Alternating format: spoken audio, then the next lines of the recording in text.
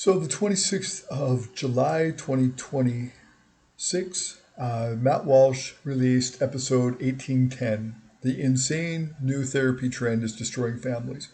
Now, in my case, it's a little more complicated because of parental alienation. And now I say that not loosely, I say that very provably because before I divorced my ex-wife, after some really serious, I would call it emotional abuse by her on me, um, when I was in my accident, I was incapacitated. I couldn't even respond well because I was on a million, grams of morphine, Dilaudid, whatever. I was in a wheelchair. I had 47 fractures.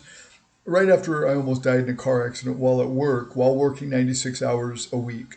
And then instead of taking her problems with me to me privately, she explodes in front of my children and her mom and stepfather. And that wasn't the last of it. It continued on until basically we got divorced. There was always this, she's going to go to other people before she comes to me. She's going to run me down to other people. She's going to turn people against me this, turn people against me that, in our relationship. And it was nonstop. There was never a time where she came to me personally to say, hey, this is a problem, let's fix it. It was always, I'm going to destroy you. Watch this happen in real time. And then she tells me if I divorce her for 8 years, almost 8 years, I guess it was a little over 7. If I divorce her, there was going to be two things that happened. One, suicide. The other was, I'll turn your kids against you.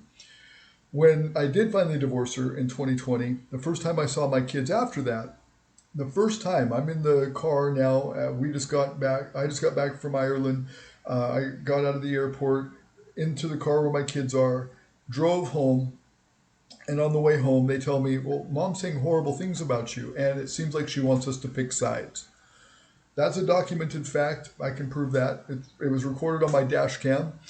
And then also during therapy, it was recorded on Zoom just by happenstance. It happens because it's the default. And so that's what they said to their therapist. I wasn't even in the room at the time. That's what they told their therapist. Exactly that, verbatim.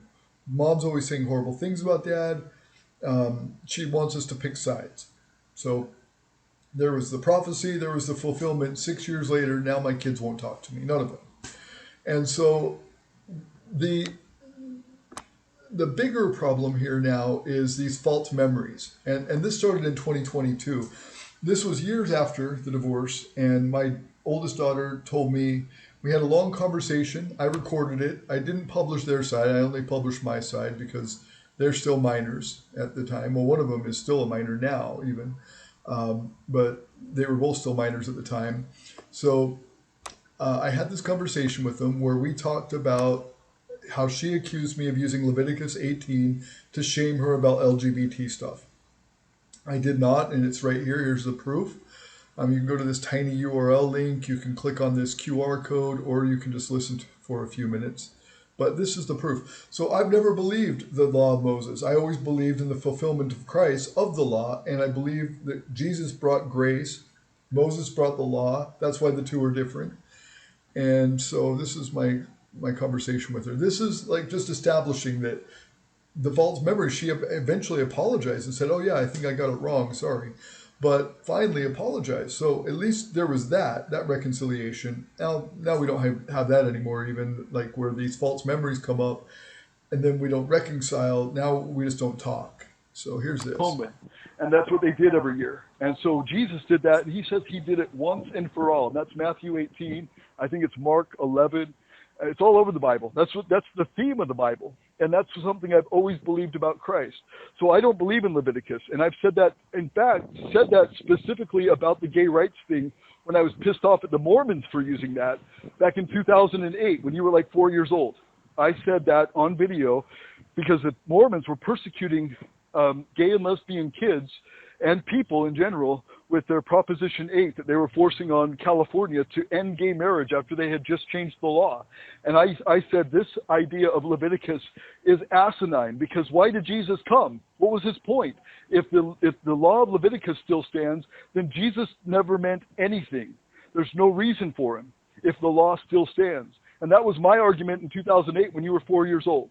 So I would never use Leviticus against you. I think you misunderstood me. I absolutely don't believe that.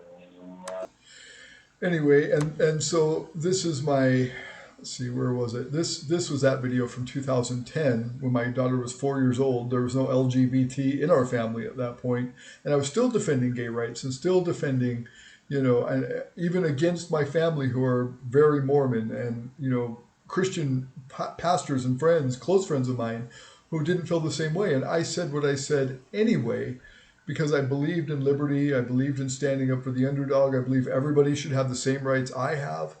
Um, and then another thing that came up recently, my daughter was with me in the Philippines. I broke a chair, I broke a bed, and I was pretty fat at the time. And they would laugh at me. My daughter and my girlfriend at the time was laughing at me and making fun of me for being fat, being obese. And I was like, well, just be careful because that's on your side of the family on both sides, my side and your mom's side. So, don't get too confident there. You could have this happen to you. Oh, she says, no, mom says your mom has good genes and I have those genes. And that's why your mom is so small. And I had to explain to her, I said, no, genes have nothing to do with it. My mom's brothers, my mom's mother, they were all very obese. My mom works out 3 times a day. She has a stair stepper, she has a treadmill, and she does aerobics 3 times a day. And she eats like the very least fatty foods possible and very little carbohydrates. She eats salad and fish. And so she watches her weight very closely. There's no genetics that gives her some advantage over you or your mom or anybody else, or mom's brother. So this was 4 months before my ex-wife's brother died of complications due to obesity. He was probably over 500 pounds, didn't walk, was immobile, had respiratory issues based on his weight. Her father died at age 58, her brother died at age 53. And I believe a lot of it had to do with their status of being morbidly obese. So I was just warning my daughter before her brother even died, but only 4 months after that, her brother did die due to morbid obesity. And so I just warned her, don't get too confident about your weight. But I will say this, because I believe my veracity integrity software that I made will sort this out someday. I don't believe this will have to be ambiguous or you'll just have to take my word for it. I believe, I made this software and it's ready now. It's like a sincerity tester and it uses 8 different algorithms. It has a capacity to use 16 different sincerity and lie detection algorithms, but currently it's using 8. And this is it. It's called VI glasses, veracity integrity glasses. And it's in motion, to be tested in the hardware, but the software is finished, and it will detect with very high accuracy, sincerity. And so me saying this right now can be tested someday. Maybe not right now, maybe not a year from now, but eventually. And I will say I never, ever once shamed my ex-wife for being fat. I never shamed my kids for being fat. And my second oldest daughter said, well, when we were in Hawaii, Dad shamed me for being fat.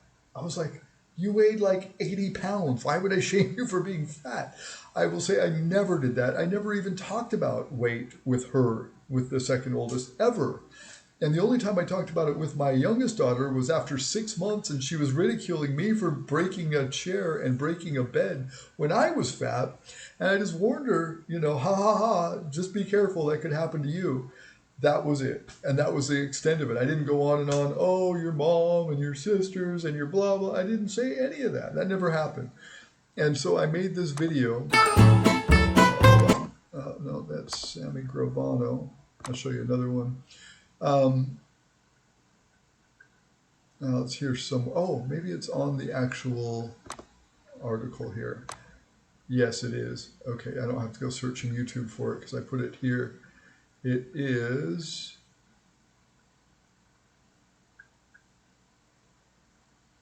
made a long article to put this all to rest. I'm tired of having to battle the issue because I miss my kids and I don't want to just let them think that I was just this horrible, abusive person. But here it is right here. This was talking to my kids about obesity. And this is where it all came from. And I actually have my girlfriend in this video talking about what happened. And since my daughter's left, I've lost over 30 pounds. So I'm in a lot better shape than I was, but I can tend to get fat.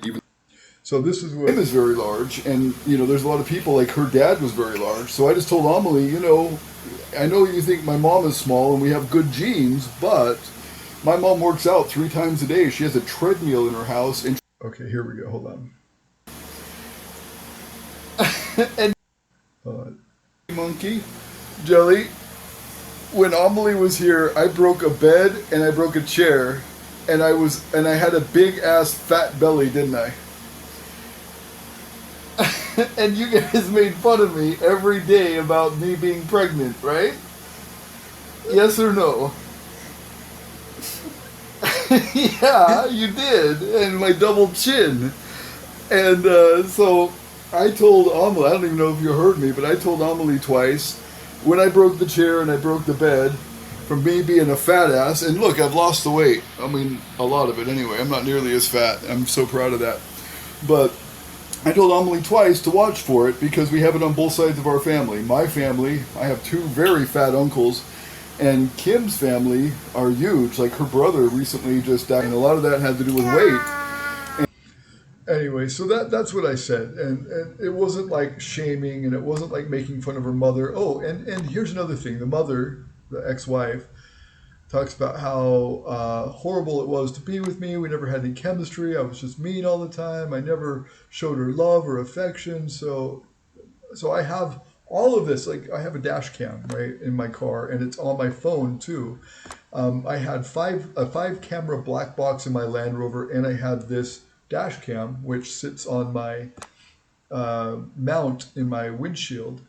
And so, just to squash that idea, let me see, where did I put that? Let's see.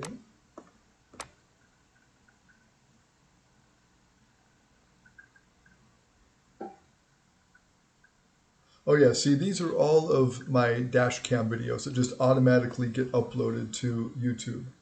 So every time I go in the car, there's the 16th, the 18th, the 14th of 2020, over and over. It's just always recording.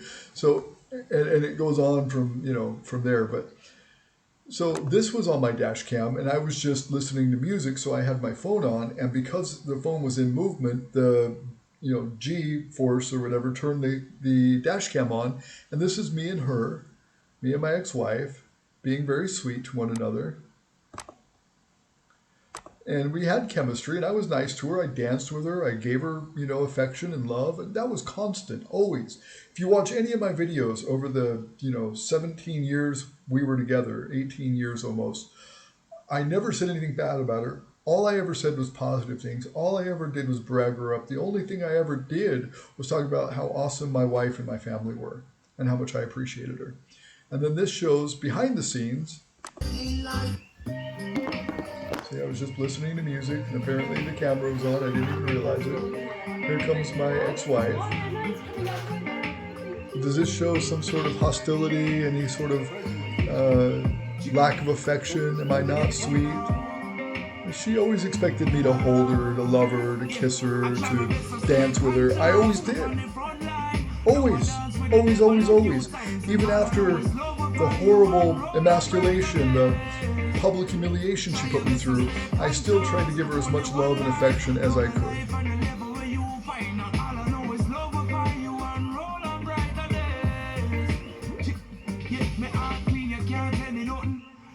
Was I not sweet? I thought I was. And if she says otherwise, I mean, there's no proof of it that I was, but there's plenty of proof of it that I wasn't.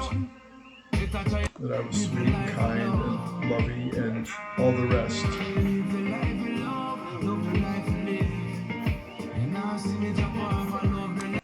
Anyway, so that's that. And then, all the times that my daughter told me that I was anti-LGBT, anti-trans, I have 7 recordings of me taking her to her friend's house who is trans, where I was nothing but encouraging, nothing but supportive. And when she would ask me questions about it, what do you think about this? What do you think about that, Dad? I would tell her exactly what I think about it in a loving, kind, and empathetic way. Not in hostility, not in shaming, not in horrible, malice. It was sweet and kind and loving. Now, with all these false memories that have come up, I've had to go through all of my dash cam footage and everything. And I won't show her, like her and me in that conversation, but it's here. Like you can just see here. This is just a random day out. This has no agenda. This is just how my dash cam worked, and it would Absolutely.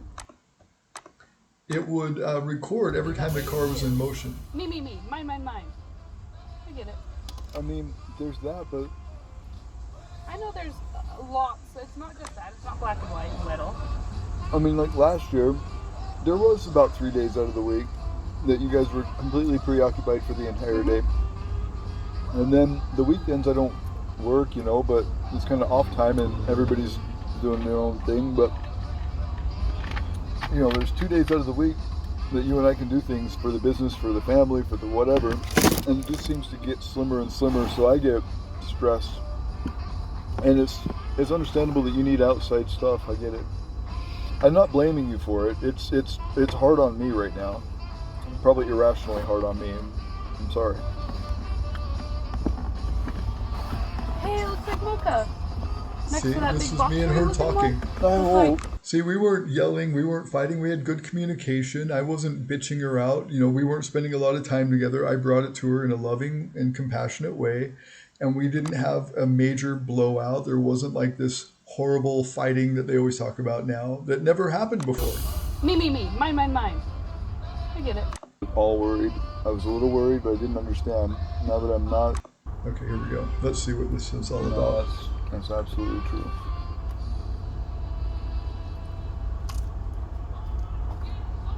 I'm just congratulating you and praising you, and this is good. I'm not at all worried. I was a little worried, but I didn't understand. Now that I'm not in the dark, I'm not worried. Yeah. I'm sorry, everything That's good. for me is irritating. Just everything. I overthink I know, everything right all now. of me, all the time, just for you. Me. Mine. And that's understandable, because I used to be that way with you. Me. Mine. I get it. I mean, there's that, but I know there's lots. It's not just that. It's not black and white and little. I mean, like last year, there was about 3 days out of the week that you guys were completely preoccupied for the entire day. And then the weekends I don't work, but it's kind of off time and everybody's doing their own thing. But, there's 2 days out of the week that you and I can do things for the business, for the family, for the whatever. And it just seems to get slimmer and slimmer, so I get stressed. And it's understandable that you need outside stuff, I get it. I'm not blaming you for it. It's hard on me right now. Probably irrationally hard on me. I'm sorry. Hey, it looks like Mocha. Next to that big boxery looking one. I Looks hope. like there were two brindles. One was obviously like a boxer mastiff bull thing. I guess so. Unless I need to put it where they see it. And so, yeah, this was... I wasn't always into Halloween, but I'm getting into it more that we have kids and more they're so excited about it. We had long conversations, long, sweet conversations. That was our normal. That was our baseline. We were always like that. There was not all this yelling, screaming, fighting, blah, blah, blah.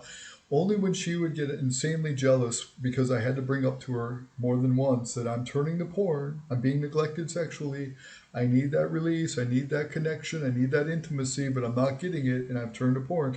And then she would flip out. She would emasculate me in front of friends, in front of the kids, in front of her family.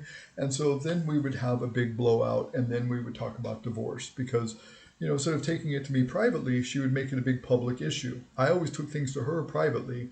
She always took things publicly about everything. So it's the main reason why I'm even making this a public issue is because, it goes around the grapevine. There's gossip in our friend circle, in our family circle, and now with my kids being alienated against me. And it doesn't come to me. It goes to everybody else. Just like it did in our marriage. It would go to our friends, our family, our kids, and then it would come to me. Usually in front of everybody in a very emasculating and derogatory way. So this is what it is. I would love for my veracity integrity software to be absolutely ready to launch and have this analyzed to show and test in consumer testing and in other scientific methods how accurate it is, so that this could be sorted out once and for all, because it really needs to be, honestly, for my kids' sake. They're basically learning to hate half of themselves because they're learning to hate me. And hating me in the way that I am means that they hate half of themselves, because when they're being raised by two parents, they draw from both parents part of their personality. Not all of it. A lot of it is their own unique individual personality, but they draw a lot from their mother, they draw a lot from their father. Now they're being taught to hate their father, that their father was verbally abusive, their father never loved on their mother the right way, their father was this, their father was that, he was anti-this, he was, homophobic, that, blah, blah, and it's just not true. And I would love to I'll testify to it in court under oath. I'll testify it to my sincerity detection software or anybody else's. I stand by what I say, and that's the facts. But I'm just glad that Matt Walsh did this show, because it hits home for me. Like the things that he's talking about here, the fake memories that they talk about. We learned late last night that Shiloh Hendricks was a bit more on the side of common sense, and you go, there was probably some things that I really didn't do right that I may need to apologize. Yeah, if your adult child at the age of 32 wants to cut you off because when you were 16 you made him get a job, it must be your fault. No, it's not that 32-year-old is like a spoiled little punk that needs to get over it. It can't be that. It can't be that the 32-year-old is an egotistical, arrogant, ridiculous, petulant brat that needs to grow up. No, that can't be it. That can't be it. It's got to be, no, because he's in therapy. So everything he feels is good. Everything he feels is valid. Oh, and God forbid you force your religious opinions on your child, otherwise known as raising them in the faith, in your faith, which is what, I don't know, every generation of humans have done since the beginning of human civilization. But by this guy's telling, and according to many other people, especially therapists, if you were raised in a way that is totally consistent with how billions of other people have been raised, then you're a victim. You are now morally justified in disowning your family. You have suffered undue trauma. You experienced something, the same thing that that 8 billion other people have experienced. But for you, no, you're a victim.